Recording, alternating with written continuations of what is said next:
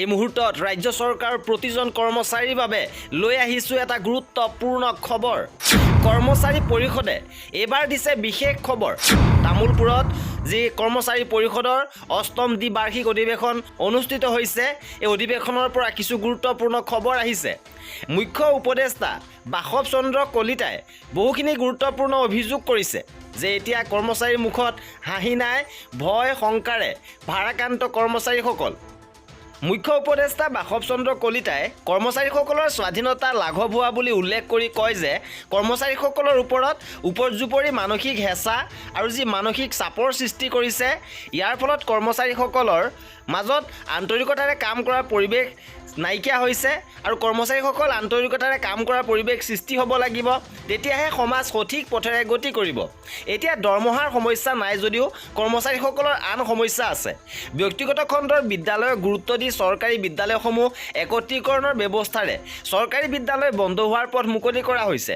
সভাত মুখ্য অতিথিৰ আসন অলংকৃত কৰি সদৌ অসম কৰ্মচাৰী পৰিষদৰ সভাপতি দীপেন শৰ্মাই কয় যে শিক্ষকৰ আৰ্জিত ছুটি অন্যান্য কৰ্মচাৰীসকলৰ দৰে লাভ কৰিব লাগে বুলি দাবী জনাই অহাৰ পাছতো 24 দিনলৈ বৃদ্ধিৰ অনুমোদিত ফাইলটো মুখ্যমন্ত্ৰীৰ টেবুলৰ পৰা ওলাই অহা নাই। 2006 চনৰ পাছত নিযুক্ত কৰ্মচাৰীসকলৰ ওপৰত যি নতুন পেঞ্চন নীতি প্ৰৱৰ্তন কৰি কৰ্মচাৰীসকলৰ ভৱিষ্যত অনিশ্চিত কৰি তোলা হৈছে, তেতিয়া কৰ্মচাৰী পৰিষদে স্পষ্ট কৰে যে কৰ্মচাৰীসকলৰ সুৰক্ষিত ভৱিষ্যতৰ বাবে নতুন পেঞ্চন নীতি বাতিল কৰি পুৰণি পেঞ্চন নীতি প্ৰৱৰ্তন হ'বই লাগিব। আৰু কৰ্মচাৰী পৰিষদে কেতিয়াও এই দাবীৰ পৰা আঁতৰি অহা নাই আৰু কৰ্মচাৰী পৰিষদে কেতিয়াও এই দাবীৰ পৰা আঁতৰি নাহে। ইপিনে সভাত অংশগ্ৰহণ কৰি সদৌ অসম মধ্য ইংৰাজী শিক্ষক সংস্থাৰ প্ৰাক্তন সভাপতি কৃষ্ণকান্ত তালুকদাৰে কয় যে কৰ্মচাৰী পৰিষদ এতিয়া সবল নেতৃত্বৰ অধিকাৰী।